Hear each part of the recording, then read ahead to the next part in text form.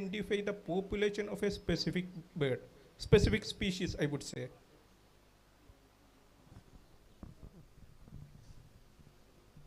Yeah, that's a great question, and it's something I don't think we know the answer to at the moment. And there must be some method, but people are still working on it. And now there are some people thinking about how the numbers of wetland birds can be estimated using eBird data, and there may be a way, but we don't know the answer. As you said, it's really difficult because of the thing of double counting.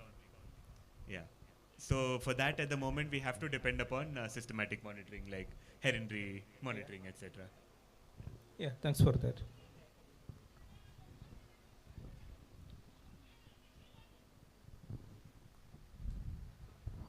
Roshanad, one question. What is the impact of NHS 66 building construction on heronries? Is there any impact? And what happened to those birds, if at all it had an impact? Yes, sir. Thank you. Definitely, there is a impact. Recently, I think in 23, we have published in Malabar Trogan a short note about it. I can say about Kasargod.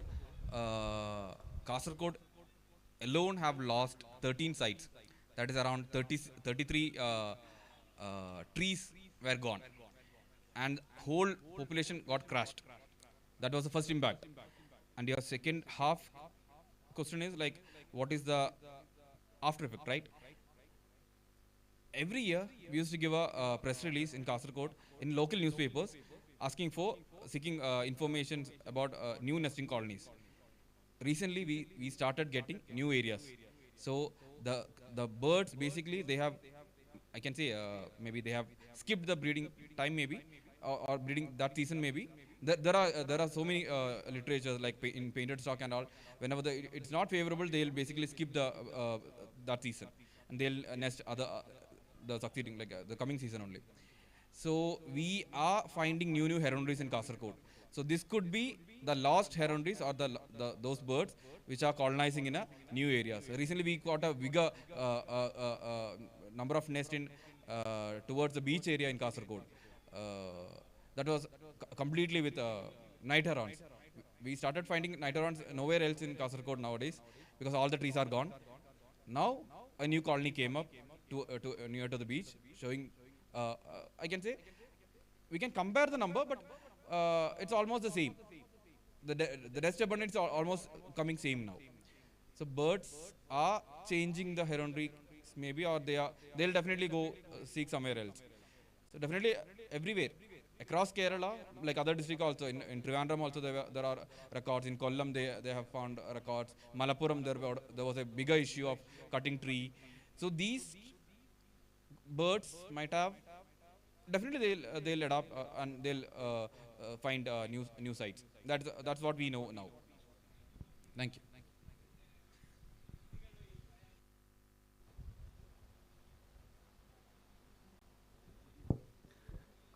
Hello, I'm Vivek from Thrissur. It's a general question. All of your presentations had some historical background. So I'm also a teacher now. So I was wondering, we often emphasize the importance of history, or to know what was behind us to know what is ahead of us. But it's very difficult to make a subject like history interesting. So how do we teach the history of ornithology in an interesting way?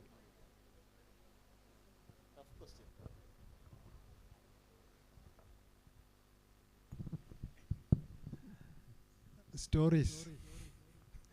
There is nothing.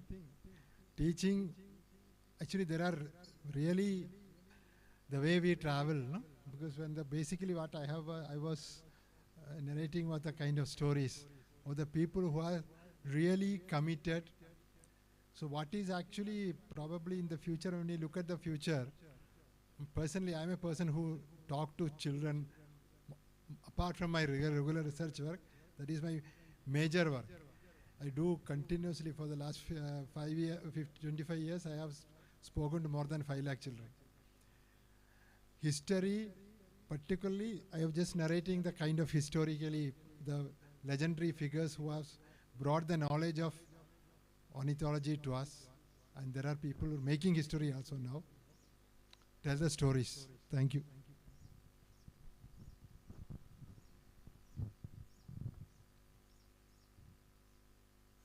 Any more questions?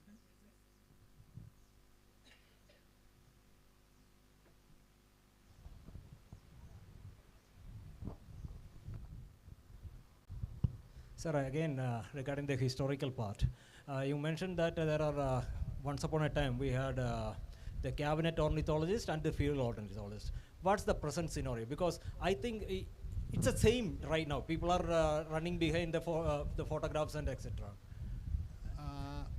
One small correction, no, not correction, addition, which I, because the lack of time I did not complete. This, whatever I have narrated is more of a field ornithology. But there is another set of ornithology, lab ornithology also is there in the country. I'm completely not much knowledgeable, so I didn't venture into it. There are several laboratories, even in Delhi University and Baroda and several other places. People are doing laboratory related ornithology also. Even in the field ornithology, yes, there's other issues that are there. For photograph and these kind of things are field ornithology. There are fundamentally, whether the science of ornithology, that is nothing neither in field or in lab or nowhere. It is actually what is happening in our head. How the kind of, I mean, I didn't get time to run through those papers. Some landmark papers, I have a list, I just rushed through it. Each of the things jump from one idea to another idea. We have to take this idea into the people, and the discourse on this idea has to happen. Science is that idea, not actually anything happening in the field, or lab, or anywhere. Even in the all this eBird, all this data, everything is actually as a process. There are two aspects of it. One is enjoyment and entertainment part of it in ornithology. That is very much required. But there is a science part of it, which happen in the world of ideas. That is the way it has to go ahead. Okay. Thank you, sir. Then regarding the heron race, but in the data, the pelicans are missing. Why?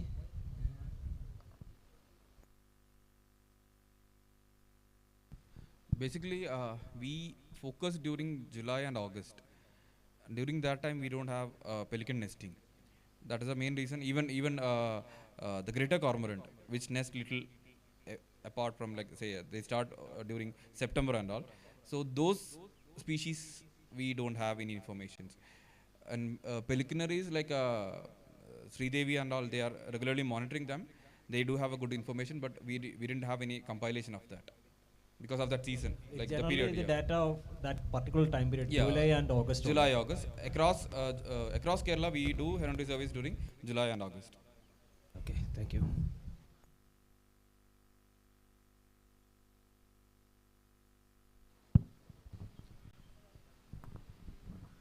Hello, yeah.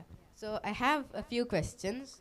One is now I'm from Bangalore and I regularly make mostly small eBird checklists of, let's say, on a road trip when I see peafowl or bee eaters on the road. So how, after seeing your presentation, how exactly could I make like my checklist slightly more streamlined or easier for you to work with? Are there any methods for that?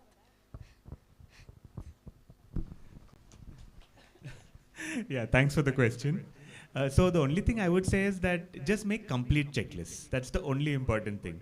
Every bird that you see, including crows, mynas, pigeons, during that period of time. And that itself is wonderful information and can lead to nice knowledge. Yeah. Anybody else have thoughts about that?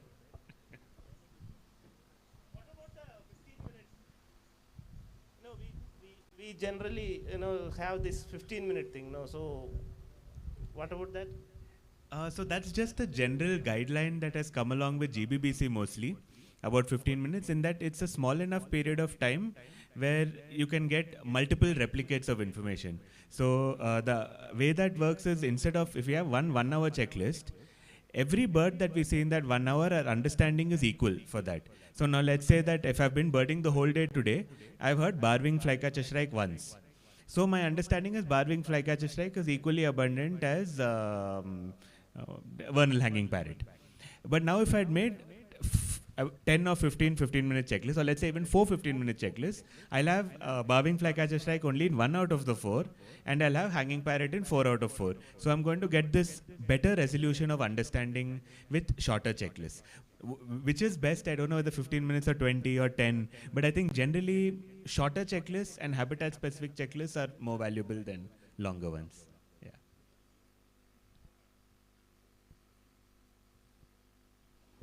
Okay, so one more question about heroneries and pelicaneries. So from Bangalore, where I live, there's a lake where there's a lot of nesting of both greater commons in particular and pelicans, as well as one or two lonely painted storks. Yep. So since we have to conserve the habitat of those species, and oftentimes we end up destroying those, be it intentionally or accidentally.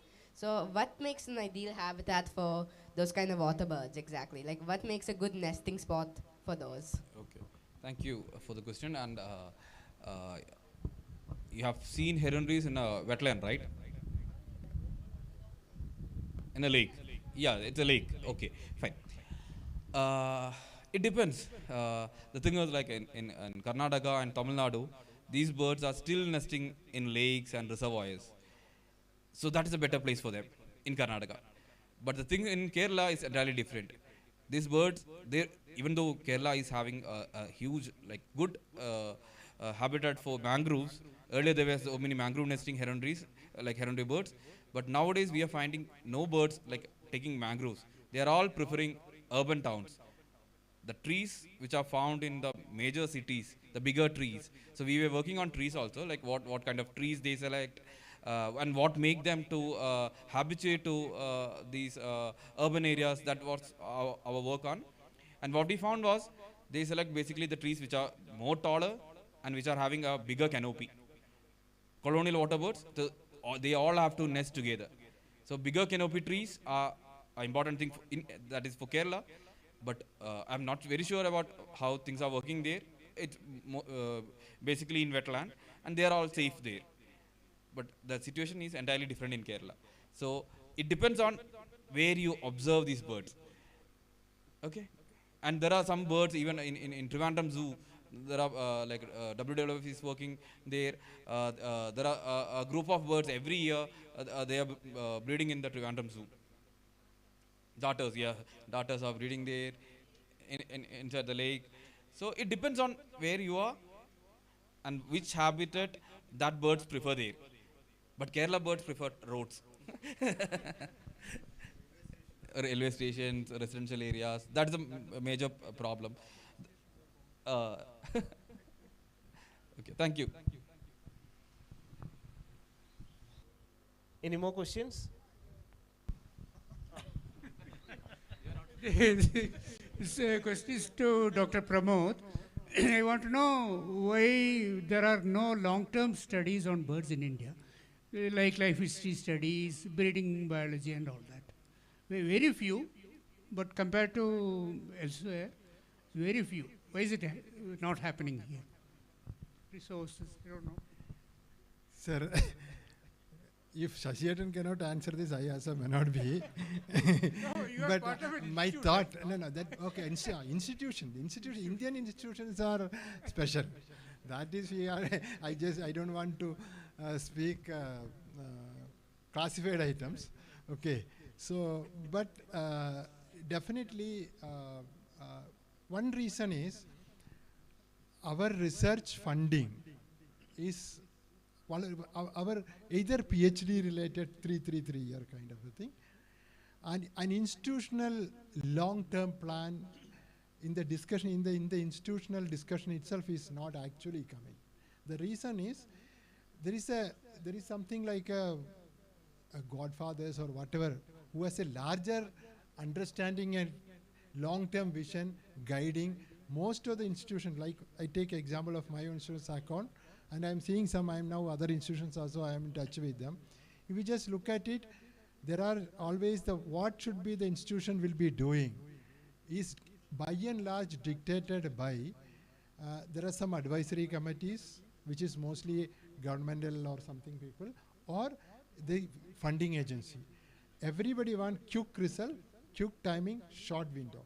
Long-term window, appreciating, understanding is not happening, and the institutional long-term vision is not even made. It is not even made. If anywhere the long-term thing is happening, is all voluntary thing is happening.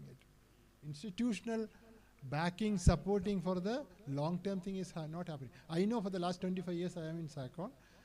So 25 years, what all the kind of discussion happened in each of the advisory committees and all, I am very clear. Whenever the team members come, everybody come with their whims and fancies, then impose on it. And that person will go after some time, a new person will come, they are impose. Something which already started, they will kill it also. So there are, it is a truth, just like our politics. We cannot think more than 5 years. Institutions cannot 3 to 4 years maximum we can think, maximum 5 years beyond that. And many things, that is the way it is happening. There is no other answer for it. Sad. I don't want to ask a question, but I just want to supplement this information, because I was also planning to talk about this in general, to share this information. Anyway, Sashi Kumar sir has asked this question, so I thought I'll talk about this. One of the long-term studies of birds, water birds, in Chennai happened to be by Mr. Guruswamy. He was not a scientist, at least not a biological scientist, he was a chemist. He was working in an industry called Simpson Industries, and the estate there is fairly large, and they had a lot of trees and there are water bodies. And this man has been interested in the water birds since 1960s. And he started observing birds in the campus, and he noticed that some of the water birds started coming and nesting there. And this work continued till mid-1990s. After that, I lost touch with him. I heard he's still around, but he is very old and he's forgetful, he doesn't have any information. But then, when I met him, I used to encourage him to write for our magazine Blackbuck, Madras Naturalist Society. So he was very reluctant. When I first asked him, he said, okay, this is the data, come on. Now you write it and publish it. So first few articles of his, I ghost wrote for him and then compiled it and put it in this. So it actually traces the history of the whole heronry, starting from few birds, how it managed to have some 10,000 birds coming and nesting, cormorants, night herons, egrets, and most of the data that he has been published in Blackbuck, but I'm sure there is a lot more information which he has which has not been published. And he's a very shy person and very difficult person to draw out, very introverted. So it took a lot of effort from our side to get him to publish. So I'm sure there are a lot of people like this who have been working in different places and who have got a lot of data which we have to identify and recover before it's lost forever. Yeah. Thank you. Actually, the same thing.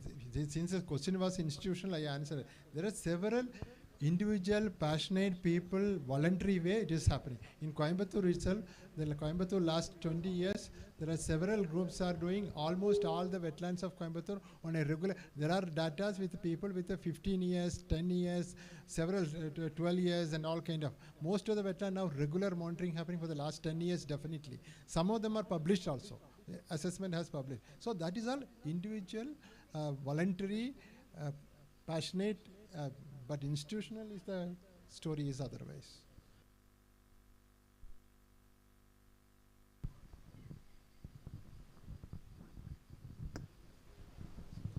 We have more time in our hand, so that we can continue with the question hour. Sir, is there information from eBird about vulture population trend? Is it picking up? Is it getting restored anywhere, or is it? I've heard of some population in Wayanad, but and then some restoration in BNHS in Mumbai. But overall, is there any trend on vulture population?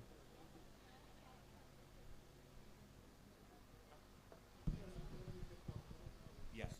There is vulture. There are some coordinated systematic surveys. Systematic surveys are happening. eBird, I am not aware because I am not looking into eBird data. In Tamil Nadu region, there are some team is Forest Department supported systematic survey. The whole Tamil Nadu region is happening it, and you are also part of one couple of things. Now also they are going on. Now another something. Arulagam is, just looking at coordinating it. That there is no 2, 3 or 4 times they have done Tamil Nadu entire thing, and but eBird I have not specifically looked into. Ashwin, you have something eBird understand? Yeah, maybe Roshan also wants to say something. As sir told, like we do have good data about vulture, but not on eBird, because every year there is vulture survey conducted in Wayanad landscape in sanctuaries, and in some sanctuaries like for RLM, what we do is that we ask people to do eBird so that it makes easier for us to analyze. But in Wayanad, they don't prefer eBird, so this data all is under department only. So I don't think eBird do have data. Yeah. The breeding of vultures in Wayanad, I have been monitoring from 2004.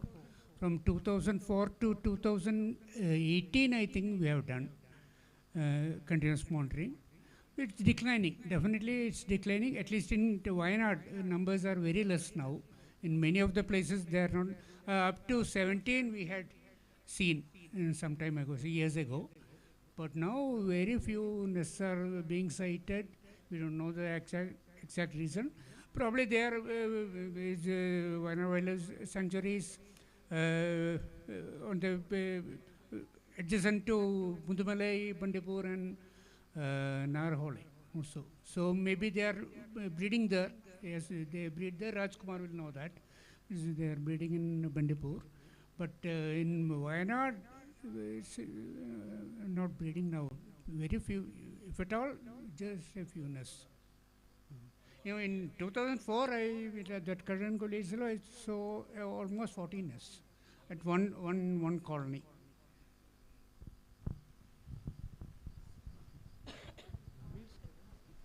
So, one question is like, having talked about the ornithological history from globe and India, and now we're looking at Kerala and all that. One question to the panel is like where we should go now. Looking at, I found 2, 3 streams. One is the academic stream that talks about molecular science or the modeling, mostly on the climate parameters and modeling related stuffs are coming up. On the side, there is another large-scale effort to collect citizen science-based data. So these tools are now very prominent in India.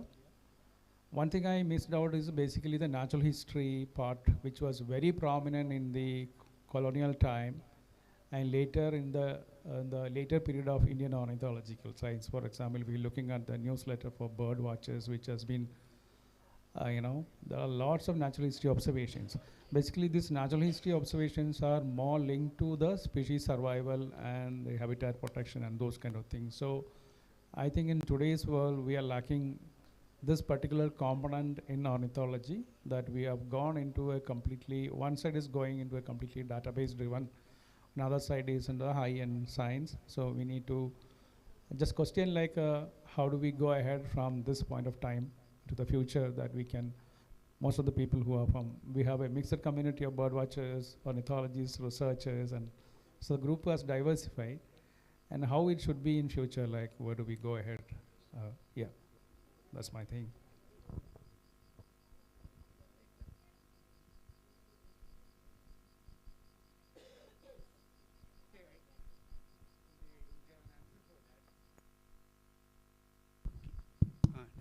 Yeah, it's a very difficult question because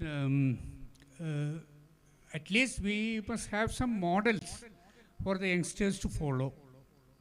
There must be somebody to start such a thing as a life history study or breeding biology study and all that. And it's not very easy to get the resource in India. And our universities also, I don't think they encourage that sort of work. The universities as such, I don't think they are encouraging field work and all that. Only they're focusing on PhD and all that. So it's a problem. I don't think it will change in the near future unless we encourage more people to come into this. And bird watching has, and eBird has made a definite change. Lots of people are doing digital photography, is doing also helping in identification a lot. Like that, there must be something to encourage youngsters to study breeding biology, life history, behavior, and all that. Because we have such a diverse avian population, we have a lot of work. We are still standing more or less at Salimani's time or Baker's time, Stuart Baker's time.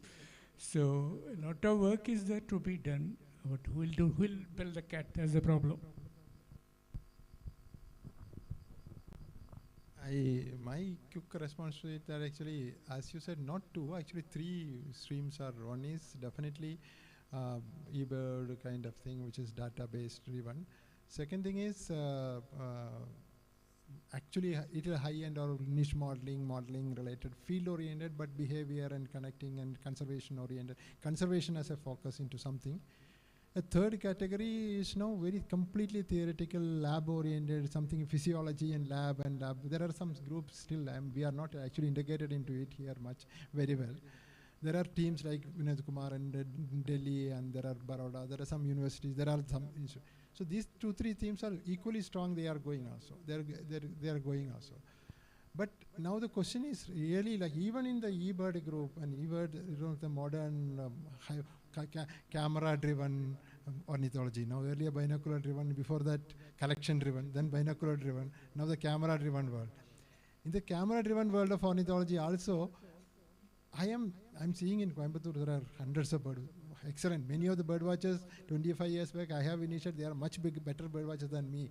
They are very good. But the thing is, unfortunately, the moment you see the bird, camera, taking photograph, sitting and spending time with the bird is not happening. When the people are not spending time with the birds, this passionate connection to the natural history and which actually, see many of this earlier BNHS papers or old papers, there is some sort of our heart will fill with some sort of a happiness. Why that kind of thing is not happening? Present papers are that which has become more of a data-driven or information-driven or something like that, pattern-driven. All are important. But when the passion comes, that natural history, that angle has to happen. Then the question is how it is be done. I don't know. When you are asking, I have a feel that probably even like this, I mean, bird festival like this, where people comes just because of the passion, takes up more seriously and give anchor to it, probably it may come.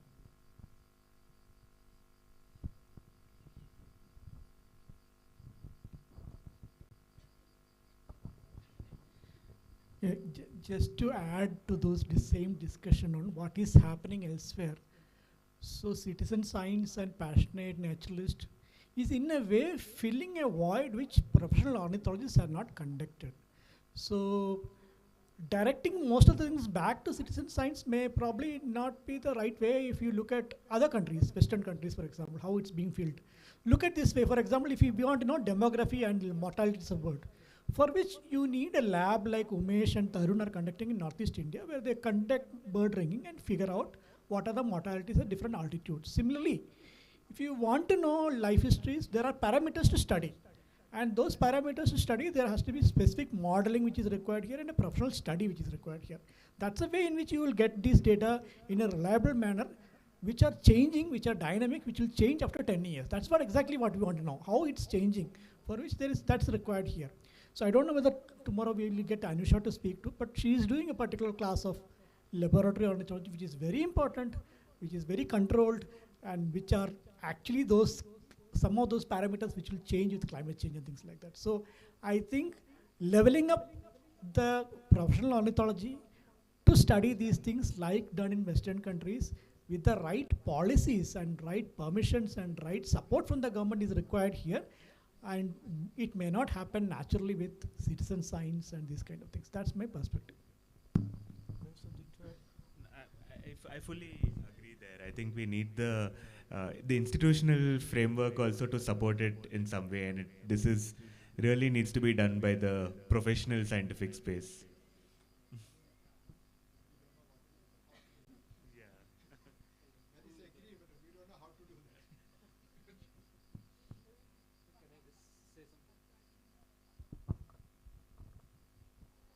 If you look at the amount of work that has been produced by amateur naturalists who are not professionals, who are not trained, they don't have PhD.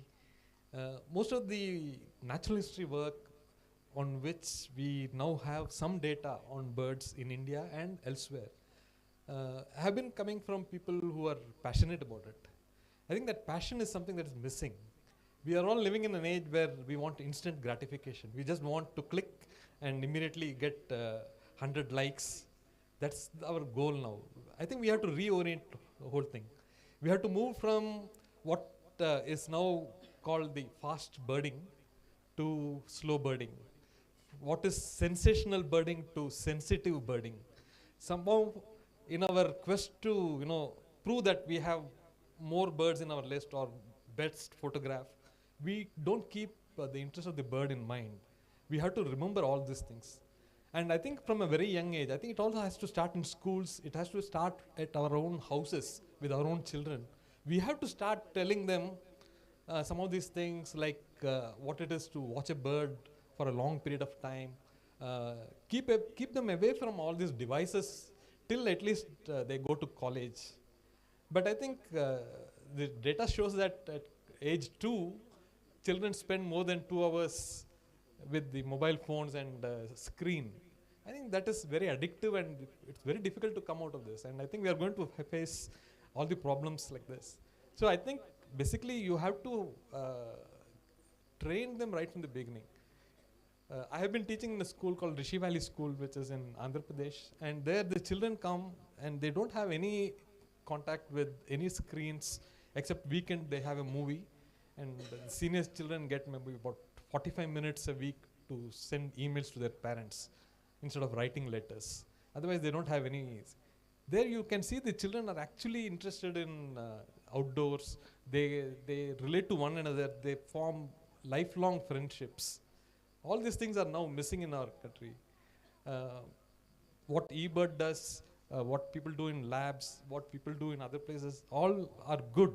But in addition to this, we need hardcore natural history data, the breeding biology of the species, the ecological requirements of the species. It need not be that you have to be a scientist to do this. When I was a college student and I was doing commerce way back in 1980s, I used to watch nesting of birds in an open area next to my house. I used to go there every day, spend 3 to 4 hours every day in the hot summer months in Chennai. And I had collected data on breeding biology of Ashic-crowned finch lark, the sparrow lark, red wattle lapwing, yellow wattle lapwing, stone plover, which is now the thick knee. I'm sorry, I'm using old names. So it's not that you need to be trained as a scientist. You just need to, be there, observe. I think that's something which we don't lack. First thing that we do when we go out taking children to watch birds is tell them the names. And I've also been doing the same thing. And the next minute, they forget the bird. They just keep the name. And next time you ask them, they'll show the same bird and ask, what is that bird? So now I have changed my strategy. When I go out taking children bird watching, I don't tell them names. I said, you watch the bird. You write down all the details. I give them a list of 8 or 10 things. Write down all those things. And then based on that, you collect the information.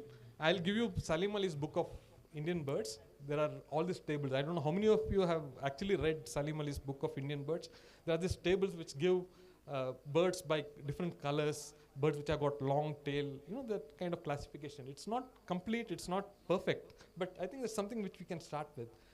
So people have to actually start looking at the birds, not just ticking their checklist and then moving on to the next one. And now with Ashwin telling that 15 minutes you have to make a list, they'll have to, they won't have time for anything. Okay, I'm not saying that the work is bad or something, but I think in addition to this, I think we should tell them that, okay, making list of birds, naming the birds is just the alphabets. You have to go beyond the alphabets. You have to form sentences, words, sentences, and then write a big essay. So can we do that? I think we have to start now. We won't have time. And we are talking about habitats being lost, conservation being the prime things that we have to do. But we don't know the natural history of a bird. How are we going to conserve? Just by naming a small place as a bird sanctuary, it doesn't conserve the bird. There are a lot of things that we need to understand. And we have a lot of examples before us where the so-called people who knew things did things and it all went wrong. The bustard sanctuary in Karnataka, Bharatpur example, I don't want to talk much about it. Okay, all the buffaloes were taken out and all those kind of things. So we need to understand it fully. I think we need to spend more time on this. We need to brainstorm, sit together and come up with some strategy by which we can. It's very, very important at this stage. If we don't do it now, I think it's not going to be there. Because the people who have experienced this are on the way out. There'll be nobody to tell them how to go about doing this. So I think we have to take the initiative. Maybe we can discuss it sometime and take this forward. Thank you.